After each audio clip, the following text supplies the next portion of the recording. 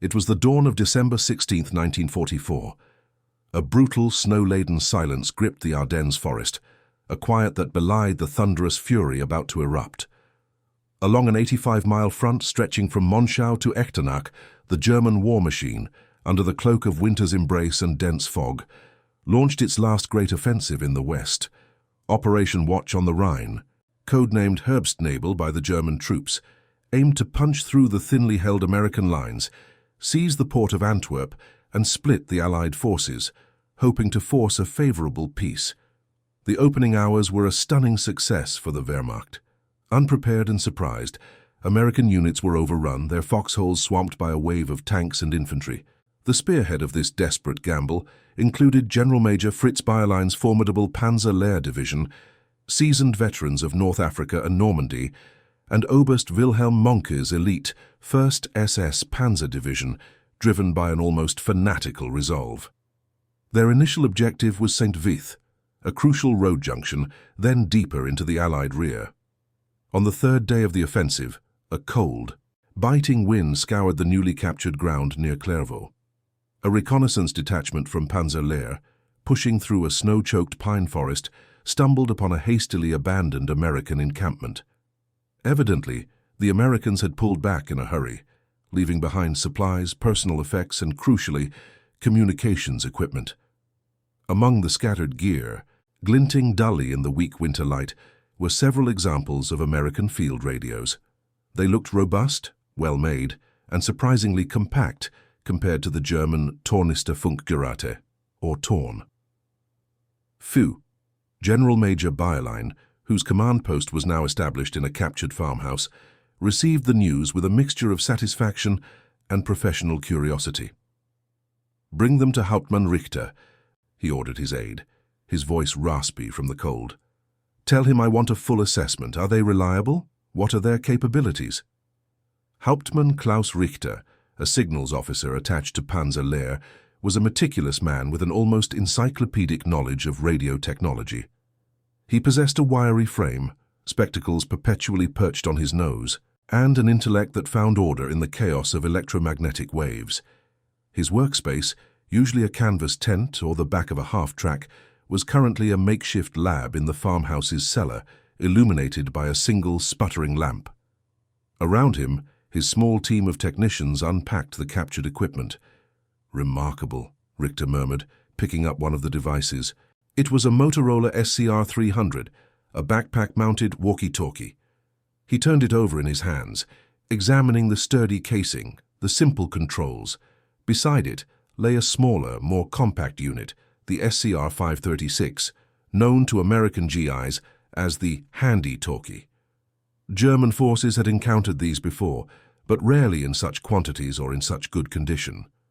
"These are not our usual spoils, Hauptmann," observed Gefreiter Schmidt, Richter's most junior technician, as he struggled to understand the English markings.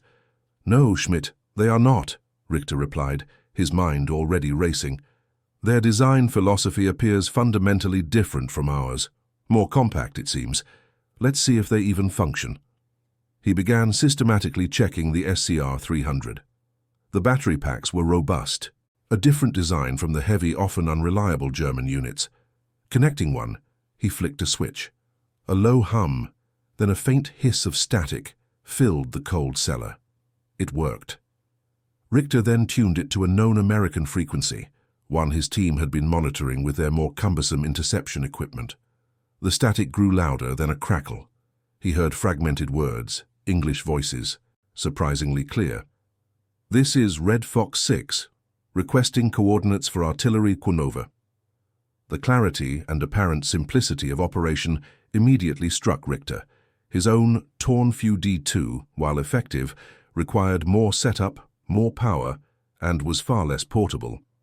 The German philosophy prioritized range and security for static positions or vehicle-mounted units, often at the expense of true battlefield mobility for individual soldiers. The SCR 300, however, seemed built for constant movement, for the fluid chaos of the front lines. "General Major Bayerlein wants to know their capabilities, Hauptmann," reminded the aide, interrupting Richter's intense focus. Richter looked up, his glasses slightly askew. Tell the General Major that these devices represent a significant leap in mobile communication, and if we can understand how the Americans use them, we might learn far more than just technical specifications. A flicker of intrigue, perhaps even foreboding, crossed his face. The initial success of the Ardennes offensive had brought a surge of confidence, but Richter, ever the pragmatist, knew that the war was far from over. This captured technology, he felt, was a small unsettling anomaly in an otherwise triumphant advance. Before we dive into this story, drop a quick hi in the comments and tell me where you're watching from. It really helps support the channel. This narrative explores how a seemingly minor discovery of communication technology during the Battle of the Bulge peeled back the layers of military philosophy, ultimately revealing why Germany's vaunted Blitzkrieg, designed for rapid, decisive victories, floundered against an enemy whose true strength lay not just in its industrial might, but in its profoundly different approach to command and control. The cellar of the farmhouse became Hauptmann Richter's domain. The air was thick with the scent of ozone and the rhythmic clicks and hums of electronic equipment. His team meticulously dismantled and reassembled the captured SCR-300s and SCR-536, their findings compiled into detailed reports destined for General Major Bayerlein and, eventually, higher command. What they uncovered began to sow the first seeds of unease. The SCR-300 operates in the 40 to 48 MHz frequency band, Hauptmann, reported Corporal Meyer, Richter's senior technician, a man whose hands were as delicate with circuitry as a surgeon's. That's well within our capabilities to monitor, but the design itself, it's shockingly simple, yet robust. Crystal-controlled, very stable, and the range. Meyer paused, shaking his head slightly. We've tested it. Even with minimal power output, we're consistently getting reliable communications at ranges up to 5 kilometers, sometimes more, especially in open terrain. With a larger antenna, even further. Richter nodded, examining a schematic of the SCR-300. His own torn, full units, while possessing greater potential range under ideal conditions, were often hindered by their sheer bulk, the need for larger antennae, and higher power consumption. A German infantry company commander might have a torn Fanter D2 in a half-track, connecting him to battalion. But individual platoons, and certainly individual soldiers, were rarely equipped with anything beyond a messenger. The SCR-300, designed as a man-pack radio, changed the game for the American infantry. An American company commander could speak directly to his platoon leaders, who could in turn speak to their squad leaders, all while on the move. "And the SCR-536?" Richter asked, referring to the smaller handy-talkie. "Even more impressive for its size, Hauptmann," Meyer responded, holding up the compact device. "It's only good for short distances, maybe a kilometer in ideal conditions, but it's truly handheld. No backpack, no elaborate setup. Think of the communication possible between an assault team or even between a forward observer and his spotter. Instantaneous, direct." The sheer quantity of these devices was also a point of concern. German intelligence had provided estimates, but seeing the equipment firsthand, and realizing the logistical effort required to produce and distribute them on such a massive scale, was sobering. American industrial capacity, already a known factor in tanks and aircraft, was clearly extending to the smallest, yet most critical pieces of battlefield equipment. The average German infantry division often struggled with fewer than 50 radios of various types, many of them older models. American divisions, by contrast, could field hundreds of SCR-300s alone and thousands of the SCR-536. This wasn't just a technological gap, it was a chasm in logistical and production capability. General Major Bayerlein, upon receiving Richter's preliminary report, furrowed his brow. He was a veteran hardened by years of war and understood the critical role of communications. "So, their frontline units are far better equipped for tactical communication than ours," he mused to his chief of staff. "Does that explain why some of their units, though initially disorganized, managed to put up such stubborn resistance, sometimes appearing to coordinate their defensive efforts with surprising speed?" Meanwhile, in another sector further north, Oberst Mohnke, leading the 1st SS Panzer Division, was encountering similar resilience. His men had captured a number of American positions around Malmedy, but the advance towards St. Vith was proving costlier than anticipated. He received a summarized report on the captured radios, highlighting their range and robust design. Mohnke, a staunch believer in German martial superiority, initially dismissed it. "Technology is merely a tool," he'd scoffed. "It's the will of the soldier that wins the day. Our men are superior." Yet a seed of doubt had been planted. Richter, however, was not content with mere technical analysis. He wanted to understand how these radios were being used. He set up a dedicated listening post, his team of specialists carefully tuning the captured SCR-300s to intercept American tactical frequencies. The chatter they picked up was a revelation. It was not the terse, coded hierarchical exchanges typical of German radio traffic. Instead, it was often informal, sometimes even casual, but incredibly direct. A platoon leader calling his squad leaders to adjust a flank, a company commander requesting fire support directly from an artillery liaison officer at his side. The language was direct, often using plain English without elaborate codes, focused purely on the immediate tactical situation. "Hauptmann, listen to this," Meyer called out one frigid evening. A clear voice, surprisingly close, crackled over the speaker. "This is Fox 2-6. We've got enemy armor advancing on our left flank. Need cover fire now. Artillery, are you reading me?" Another voice, calm and professional, replied instantly. "Artillery copies Fox 2-6, adjusting fire. ETA 1 minute. Hold tight." Richter leaned closer. His eyes narrowed. "That's a direct conversation between an infantry unit and artillery, not routed through battalion, not through division. Direct, real-time coordination." This was a fundamental departure from the rigid German command structure, where such requests would typically go up the chain of command, be processed, then sent back down. By then, the tactical situation might have changed entirely. This instant communication was not just faster, it implied a philosophy of decentralized decision-making, an empowering of frontline commanders that was alien to German doctrine. The implications began to dawn on Richter, chilling him more than the Ardennes winter. As the Battle of the Bulge raged into its second week, Hauptmann Richter's cellar, now overflowing with captured equipment and intercepted messages, became a nexus of disquieting discovery. The initial technical assessment of the American radios had been unsettling, but the true shock came from understanding how they were employed. Richter's team had now accumulated hours of recorded American radio traffic, and the patterns emerging from the cacophony were stark. "Hauptmann," reported Gefreiter Schmidt, looking bewildered. "The sheer volume of chatter is immense, and the nature of it. It's not what we expect.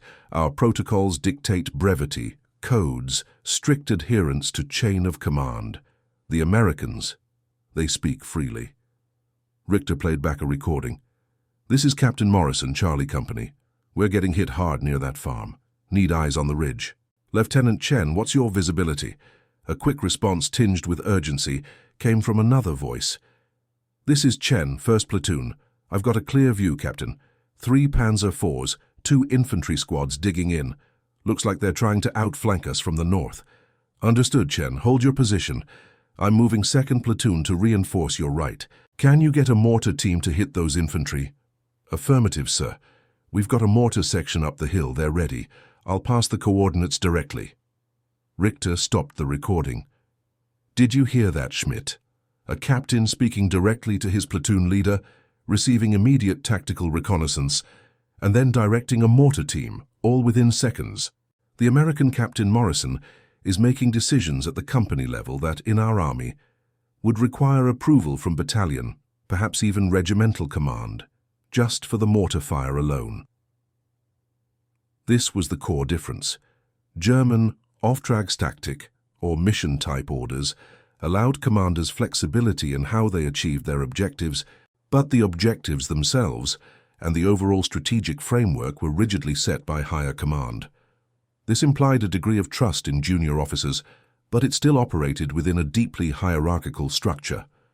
The American system, facilitated by their abundant and effective radios, seemed to push decision-making authority much further down the chain, empowering even junior officers like Lieutenant Chen to act with significant autonomy in a rapidly changing situation.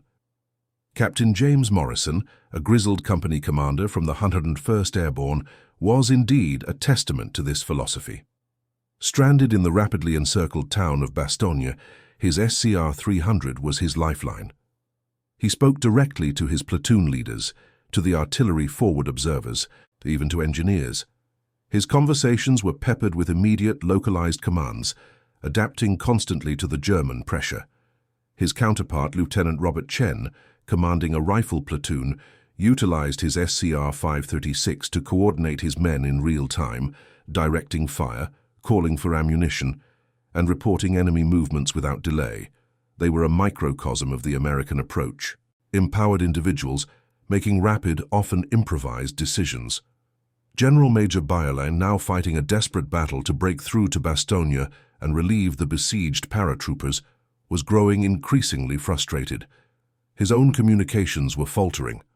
The long supply lines were under constant harassment, and the static German command posts, easily targeted, were struggling to maintain contact with the fluid front. His torn Fu-F, though powerful, was slow to deploy and required careful handling. The contrast was becoming painfully evident. Oberst Mohnke, leading his SS Panzer Grenadiers against tenacious American resistance, found himself increasingly reliant on motorcycle messengers, runners, and unreliable telephone lines. The few radios he possessed were reserved for vital high-level commands, often delayed or garbled. He observed American units, seemingly isolated and cut off, still managing to coordinate defensive perimeters, launch counterattacks, and even call in devastating artillery barrages with uncanny precision. How?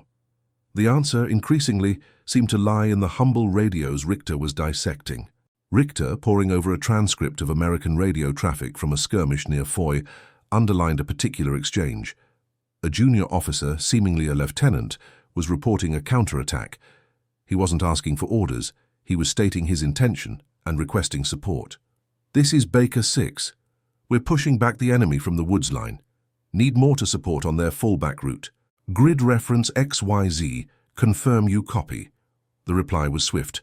"Baker 6 mortars copy, rounds away in 30 seconds. This, Richter thought, is not simply better equipment.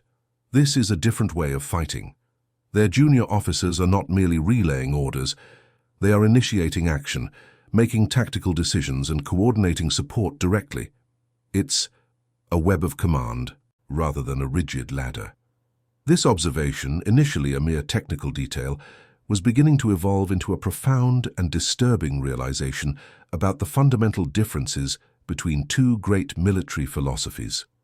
The efficiency of German hierarchy, once their greatest strength, suddenly seemed like a crippling vulnerability when pitted against this fluid, decentralized network. The relentless grind of the Battle of the Bulge continued, each day bringing fresh snow, freezing temperatures and escalating casualties. For Hauptmann Richter, the insights gleaned from the captured American radios and intercepted communications were no longer mere technical curiosities. They were becoming a chilling indictment of German doctrine itself. He prepared a comprehensive briefing for General Major Bayerlein and Oberst Mohnke, who had arrived at the Panzer Lehr command post to coordinate their faltering advance. The two generals, weary and mud-splattered, sat stiffly as Richter began his presentation. He had projected maps, diagrams, and enlarged transcripts onto a makeshift screen. "Gentlemen," he began, his voice devoid of emotion, "my team has thoroughly analyzed the captured American SCR-300 and SCR-536 radio sets. Technically, they are superior to our equivalent Torn, Fu D2 and Torn, Fu K units in several key aspects. Their production volume is staggering, allowing for their widespread deployment to every frontline platoon. The SCR-300, for instance, has a reliable range of 3 to 5 kilometers, and the smaller SCR-536 provides critical short-range communication at the squad and fire team level." He paused, letting the technical details sink in. Bayerlein, ever the pragmatist, nodded. Mohnke, however, remained skeptical, his arms crossed. "So they have better toys, Hauptmann. We have better soldiers." Richter met Mohnke's gaze evenly. "With respect, Oberst, it is not merely toys. It is how these toys are integrated into their command structure that demands our attention. We have been intercepting their communications across various sectors for over a week now. The patterns are consistent and profoundly different from our own. He then played a series of recordings, the direct exchanges between Captain Morrison and Lieutenant Chen in Bastogne, the rapid-fire requests, the informal yet efficient coordination. He juxtaposed these with typical German radio traffic, which often involved coded messages, requests traveling up and down the chain, and longer delays. Our system, Richter explained, pointing to a diagram of a German command hierarchy, is a pyramid. Information flows up, orders flow down. It is efficient for strategic direction, but can be slow to adapt to rapidly evolving tactical situations. A company commander, even with our off-track tactic, must still report significant developments to battalion, and often await approval for resources beyond his immediate command.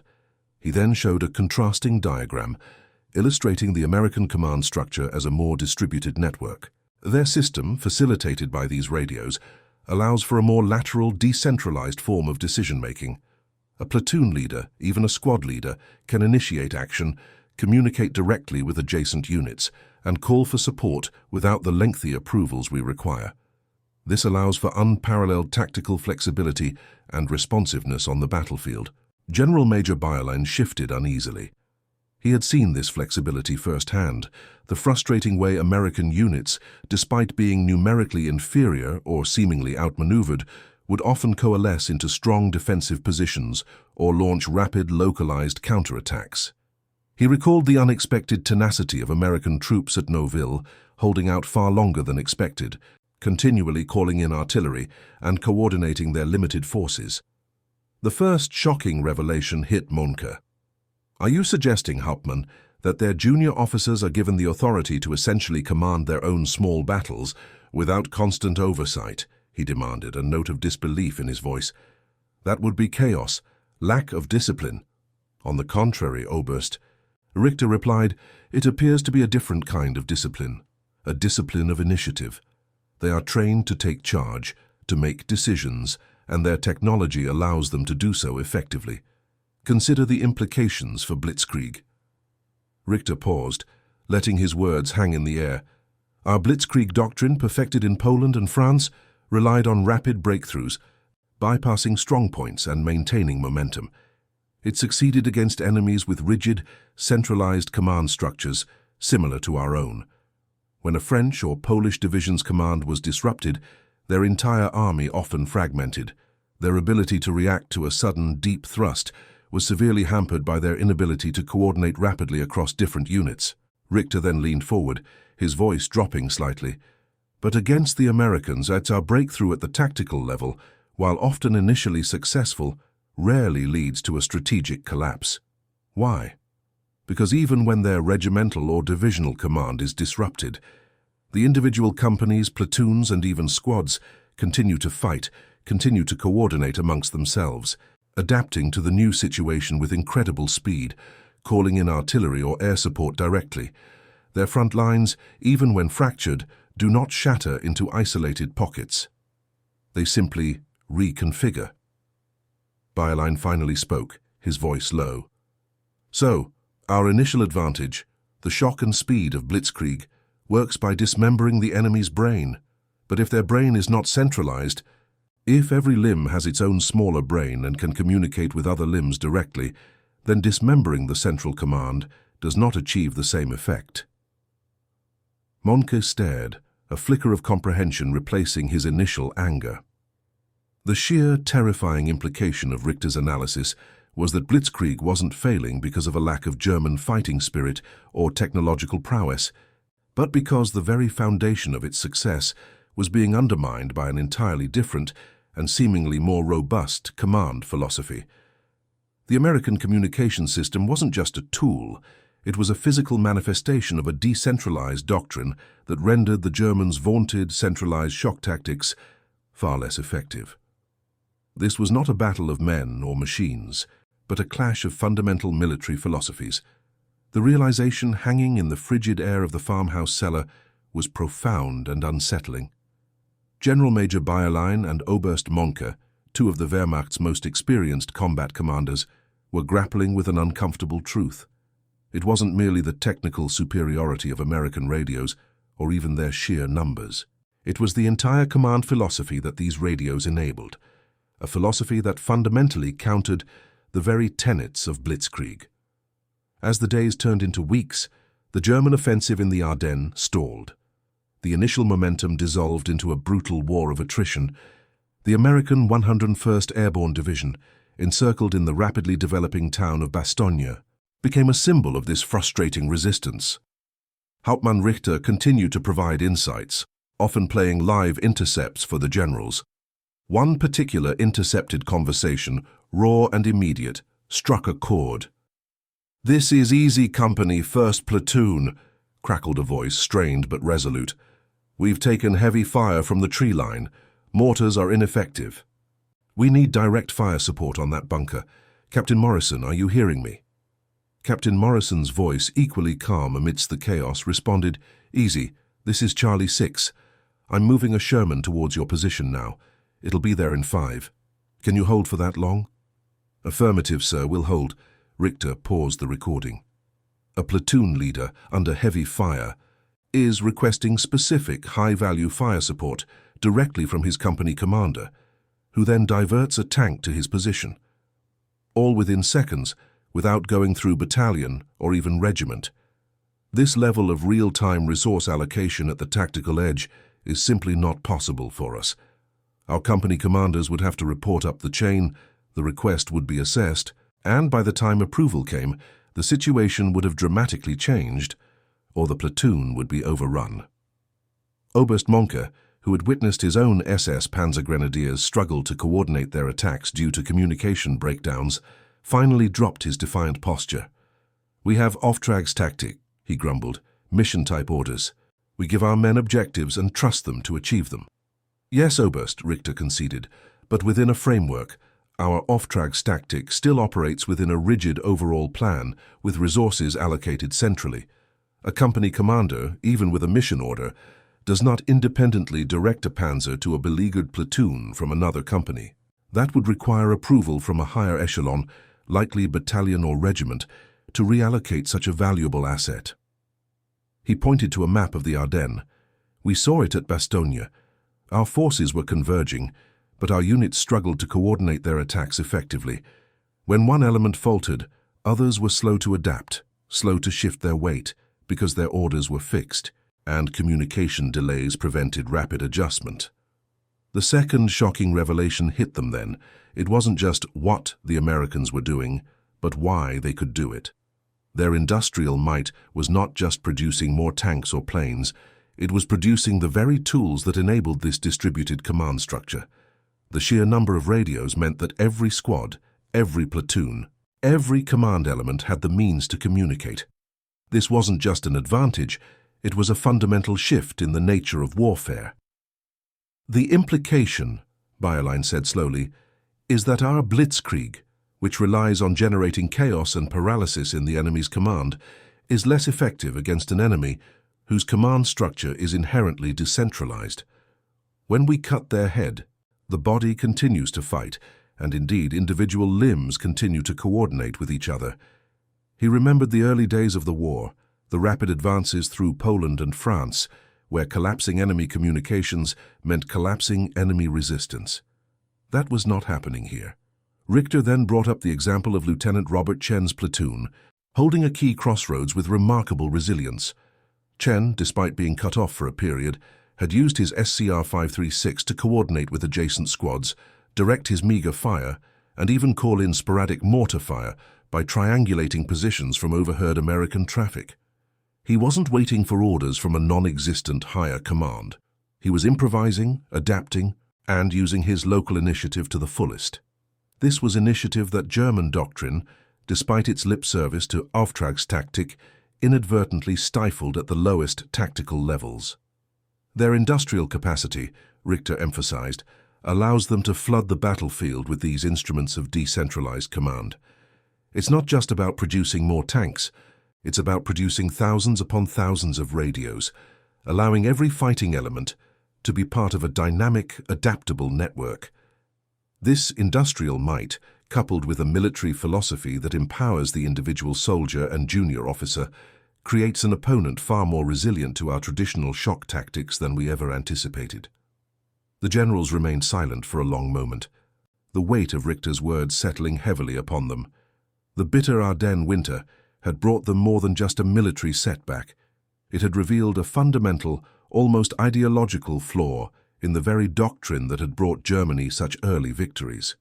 The once unquestioned efficiency of the German military machine now seemed brittle, inflexible, and increasingly outmatched, not by a single superior weapon, but by an entire system of warfare they had barely begun to comprehend. The war, they both implicitly understood, was likely already lost, not just on the battlefield, but in the very conceptualization of how to fight it. As December bled into January, the hopes of the Ardennes offensive dwindled, then died. The skies cleared, allowing Allied air power to devastate German supply lines and troop concentrations. The fuel ran out for the panzers, and the bitter cold claimed more lives than enemy fire. Yet, amidst the tactical retreat and strategic defeat, Hauptmann Richter continued his work, his analysis deepening the uncomfortable certainty that had begun to form in the generals' minds. General Major Bayerlin, now orchestrating a fighting withdrawal, frequently found himself struggling with the same communication challenges Richter had highlighted. His orders were often delayed, his units frequently out of contact. He observed American counterattacks, sometimes disorganized at first, quickly cohering into effective pushes. He saw American infantry, backed by tanks, coordinate their movements with a fluidity that he found infuriatingly effective. He even overheard, via one of Richter's captured SCR-300s, an American battalion commander calmly directing artillery fire onto a German strongpoint, then instantly communicating with a company commander to exploit the softened target. That level of integration, Bayerlein muttered to his aide one evening, between infantry, armor, and artillery, all directed from a single voice at that echelon. It is what we strive for, but rarely achieve with such speed and reliability. Our system demands too many intermediaries, too many points of failure. Oberst Monke, a man once fueled by unshakable conviction in the Wehrmacht's superiority, now carried a weight of profound doubt. He had witnessed the horrifying Malmedy massacre, an act of desperation born from the chaos and frustration of a stalled advance.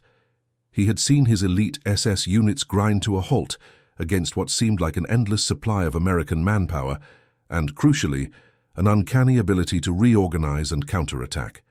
The casual, confident tone in the American radio intercepts, even when under duress, spoke volumes about a command culture that was alien to his own. Richter's final comprehensive report underscored these observations. He detailed the specific frequencies, the power output, the robust construction of the American radios, but more importantly, he elaborated on the doctrinal implications.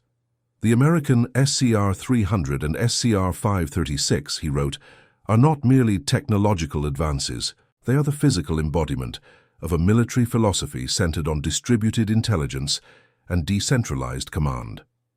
This doctrine emphasizes individual initiative at all levels, a rapid, adaptive response to tactical situations, and a horizontal flow of information between adjacent units rather than solely vertical command directives. He continued, our Blitzkrieg succeeded by targeting the enemy's central nervous system.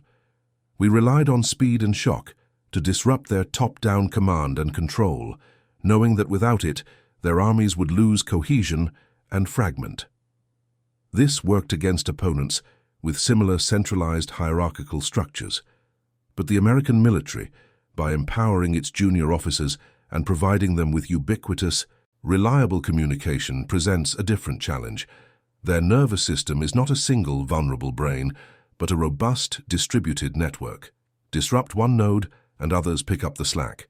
Cut a communication line, and an alternative path is quickly established.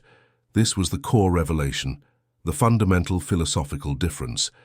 German doctrine, with its emphasis on meticulous planning, centralized control, and the genius of the high command, found its tactical units often waiting for orders from above, even when a clear opportunity or threat emerged directly in front of them. The Americans, by contrast, empowered their junior officers to seize opportunities, to improvise, to adapt. This was not chaos. It was a highly organized, distributed form of adaptability. It is not that our off-track tactic is flawed in principle, Bayerlein reflected aloud to Richter, staring out at the snow-covered, defeated landscape, but that its implementation is limited by our technology and our ingrained hierarchy. We preach initiative, but we do not provide the tools or the pervasive culture of trust to enable it at the lowest tactical levels. The Americans, by sheer industrial will and a different cultural approach, have achieved it. Moncke, for his part, struggled with the ideological implications.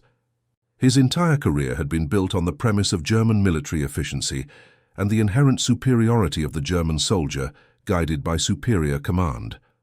To hear that their foundational doctrine was, in essence, being outmaneuvered not by brute force, but by a more flexible idea of how to fight, was a bitter pill to swallow.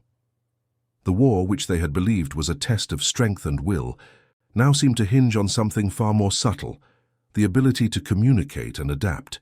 The very essence of what made Blitzkrieg so potent in its early days, the paralyzing speed of decision-making at the highest levels, was now being mirrored, and indeed surpassed at every level of the American fighting force. The irony was devastating. The final days of the Battle of the Bulge were a grim testament to the truths Hauptmann Richter had unearthed. German units, starved of fuel and ammunition, began a piecemeal retreat, harried by relentless American air attacks and coordinated ground counteroffensives. The vaunted panzer divisions, once the epitome of mechanized warfare, were now little more than immobile wrecks, their communication often limited to hand signals and shouting across the frozen fields. General Major Bayerlein, directing his decimated Panzer Lehr division's withdrawal, experienced firsthand the agonizing slowness of his own communications.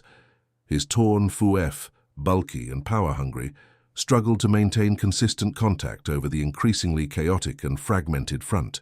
He was constantly waiting for updates, constantly relaying messages through multiple, often unreliable channels. He contrasted this with the American radio chatter Richter still monitored, a continuous, if sometimes chaotic, stream of information, allowing their units to maintain situational awareness and react with bewildering speed. He remembered a particular incident. A small American patrol, caught in a German ambush, had immediately called for artillery support, then, astonishingly, requested air cover directly from a circling P-47 Thunderbolt, all within a matter of minutes. The P-47, seemingly acting on the junior officer's direct plea, swooped in, disrupting the ambush and allowing the Americans to disengage. This level of battlefield integration, where even a small unit could directly access overwhelming support, was a nightmare for German commanders. It defied their understanding of centralized control and resource allocation. Oberst Moncke, his face gaunt with fatigue and disillusionment, witnessed the collapse of German morale and discipline in the face of the Allied onslaught. His attempts to rally his men, to implement localized counterattacks, were constantly hampered by his inability to communicate rapidly and effectively across his sprawling sector. He saw American units, initially pushed back, rapidly consolidating, their communication lines humming with activity, allowing them to transform tactical retreats into organized defensive stands and then into aggressive pushes. The insights gained from the captured radios were no longer theoretical. They were manifesting in the brutal reality of the battlefield. The Germans were fighting a distributed, resilient opponent, not the centralized, fragile armies they had so easily crushed in the early years of the war. Blitzkrieg, built on the premise of stunning the enemy's command and control, was ineffective against a foe whose command was inherently decentralized and adaptable. The irony was that the very flexibility and initiative that had once been celebrated in Auftragstaktik in theory was now being demonstrated by the Americans in practice, at a scale and with a technological enablement that the Germans simply could not match. Richter, back at a new, hastily established command post, compiled his final notes. He included figures. The SCR-300 had been produced in quantities exceeding 50,000 units by the war's end, and the SCR-536 in over 130,000. These numbers alone spoke volumes about the American industrial capacity and their commitment to equipping every level of their fighting force with robust communication tools. German equivalent production figures paled in comparison. One cold afternoon, as the last German tanks limped out of the Ardennes, Bayerlein summoned Richter. "Hauptmann," he said, his voice tired, "your assessment was correct. The Americans fight differently, not just with more men and material, but with a different mind, their radios. They are not just tools.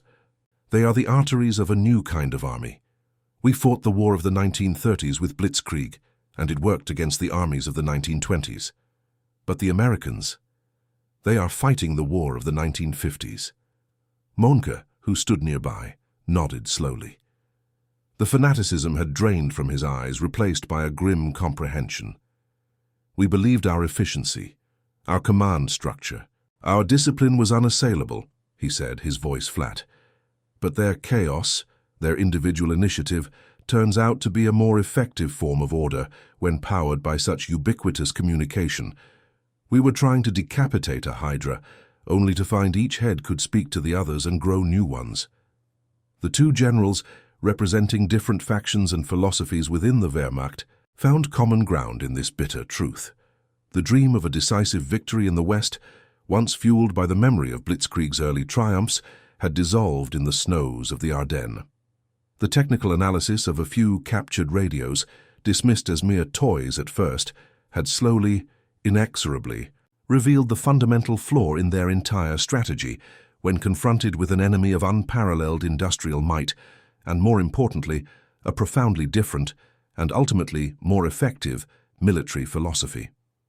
The Wehrmacht's initial successes had been against opponents playing the same game with the same rules. The Americans had rewritten the rules entirely. The war ended mere months later, a cataclysmic finale that left Germany in ruins. General Major Fritz Bayerlein, taken prisoner by the Americans, spent his post-war years reflecting on the strategic and tactical failures of the Wehrmacht. Hauptmann Klaus Richter, having survived the final onslaught, continued his work in electronics, but the lessons of the Ardennes, particularly those concerning communication and command, never left him. Oberst Wilhelm Monke, despite his controversial past, also bore witness to the profound shifts in military doctrine that he had, in part, foreseen. In their post-war memoirs and interrogations, recurring themes emerged. Bayerlein, in particular, often spoke of the American way of war, not just in terms of overwhelming material superiority, but in its profound adaptability. He recalled Richter's briefings with unsettling clarity, the diagrams of distributed networks, the transcripts of direct, instantaneous communication between junior officers. "We fought with a command structure that was fundamentally a ladder," he wrote in one private journal entry, "always reaching up, then down. The Americans fought with a web, where every node could connect to many others, creating resilience and speed we could not match." Richter, who eventually found work rebuilding German infrastructure, often pondered the contrast between the German Tornfu units, designed for specific, often static roles, and the American SCR-300, a truly mobile man-pack radio. He understood that the American radios were not just technically better, they were philosophically better for the modern battlefield. They embodied a belief in the capability of the individual soldier and the junior officer, empowering them to make decisions and coordinate actions independently. This was a stark contrast to the German system, where initiative was encouraged, but ultimate decision-making and resource allocation remained firmly centralized. The Germans, with their famed Auftragstaktik, believed they championed decentralized command, but Richter's analysis showed them it was a limited form of decentralization.